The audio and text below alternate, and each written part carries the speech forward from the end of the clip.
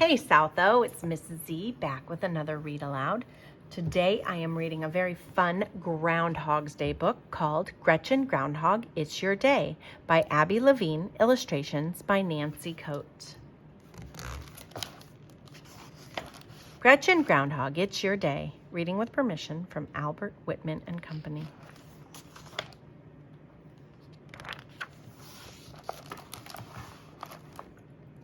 It was a dark and snowy night. Gretchen Groundhog sat in her burrow, worrying. In a few days, it would be February 2nd when the world would be watching the little town of Piccadilly. On that day, for the first time, Gretchen would step from her burrow to stand before TV cameras, newspaper reporters, tourists, all the townsfolk, and a brass band. Everyone would be waiting as Gretchen looked for her shadow. For as long as she could remember, it had been Great Uncle Gus who searched for his shadow before the anxious crowd. If he saw it, there would be a roar of disappointment, for this meant winter would last 6 more dreary weeks. The band would play slow, sad music, and Gus would trudge back into his burrow.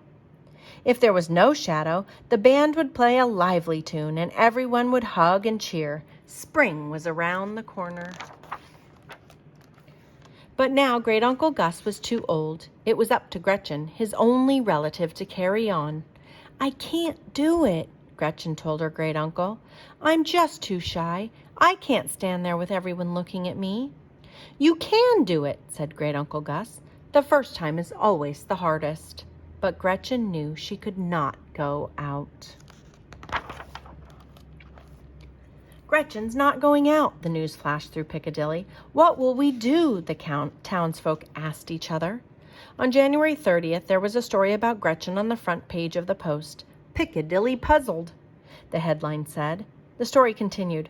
"There has always been a Groundhog Day in Piccadilly, but this year, it seems, Gretchen Groundhog will not go out. How will we plan if we don't know when winter will end?" The townsfolk stopped Gretchen on the street. They peppered her with questions. "Should we buy more salt to put on the icy roads?" asked the mayor. A father asked, "Shall I chop more wood for my family?" "When can the bears stop hibernating?" asked a little boy. "Please," everyone begged, "please, dear Gretchen, go out on Groundhog Day. Tell us when winter will end." But Gretchen only shook her head. On January 31st, Gretchen lit a cheery fire, but it did not help her mood. All day the doorbell chimed, the phone rang, email erupted, and urgent letters plopped through the mail slot. Gretchen felt terrible. It seemed like the longest day of her life. On February 1st, the town was in an uproar. Tourists filled the motels. In front of Gretchen's burrow, carpenters were building wooden stands for the crowd.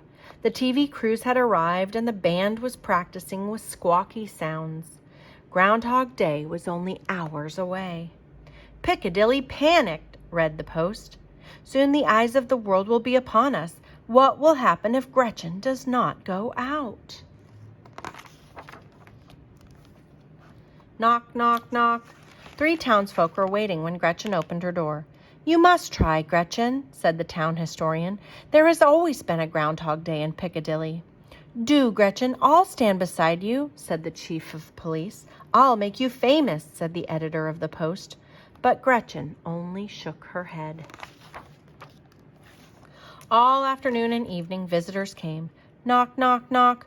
"Gretchen, are you there?" Knock, knock, knock. "Gretchen." That night, weary and sad, Gretchen fell asleep in her rocking chair. But she heard the townsfolk even in her dreams. Knock, knock, knock. "Please, Gretchen, open the door." Gretchen awoke, but the knocking did not stop. She hurried to the door and looked out the peephole. There on the moonlit snow stood a little girl. It was Hester, the town's historian's daughter. "May I come in?" Hester asked.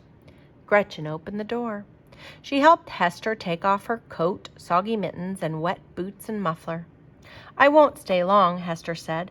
"I wanted you to see these. I found them while I was helping my mother." She held out a wooden box with some yellowed pieces of paper in it. Gretchen could see that they had old-fashioned writing on them. "What's this?" Gretchen asked. Records from our town history, Hester explained. While Great Uncle Gus made cups of steaming cocoa, Gretchen studied the first piece of paper.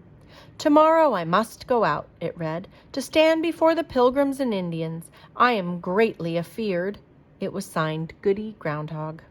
Gretchen was amazed. Goody Groundhog lived a long time ago. She came to America on the Mayflower, before there was even a Piccadilly. "My mother says Goody told everyone the second winter would be better than the first," said Hester. They were very glad.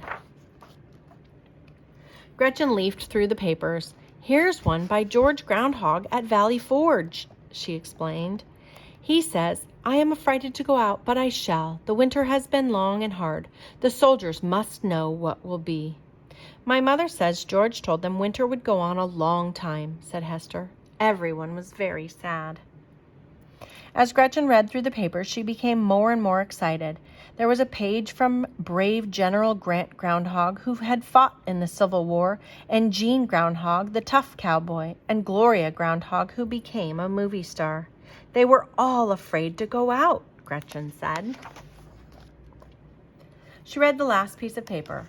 "I'm scared, but tomorrow I will try to go out," it said. It was signed Gus Groundhog. "You?" said Gretchen to Great Uncle Gus. Her great uncle looked surprised. Then a dreamy look came into his eyes. "It was so long ago I had forgotten it," he said. "Now I remember. I couldn't eat or sleep the night before."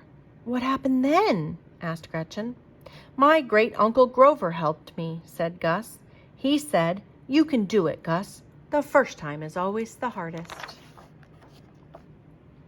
The clock began to chime. 9, 10, 11, 12. They counted together. "Oh my gosh, I've got to go," Hester said. "I've never stayed up so late." "Thank you for everything, Hester," Gretchen said. She and Hester gave each other a big hug. Gretchen went to bed and lay quietly in the darkness. She thought about the next morning, about all the townsfolk gathered, the TV cameras, the crowds, the blaring of the band. She turned on the light, wrote a few lines on a piece of paper, and put it in the history box. Then she closed her eyes and fell asleep. Gretchen's dreams were peaceful. She was awoken by the sound of voices and the squeaks of the band tuning up. She put on her coat and muffler, boots and mittens. She took a deep breath. "You can do it," she whispered to herself. Then Gretchen Groundhog flung open the door and stepped out into the February morning. And the post reads, February 3rd, Piccadilly, pleased and proud. Gretchen goes out. And that is Gretchen Groundhog, It's Your Day.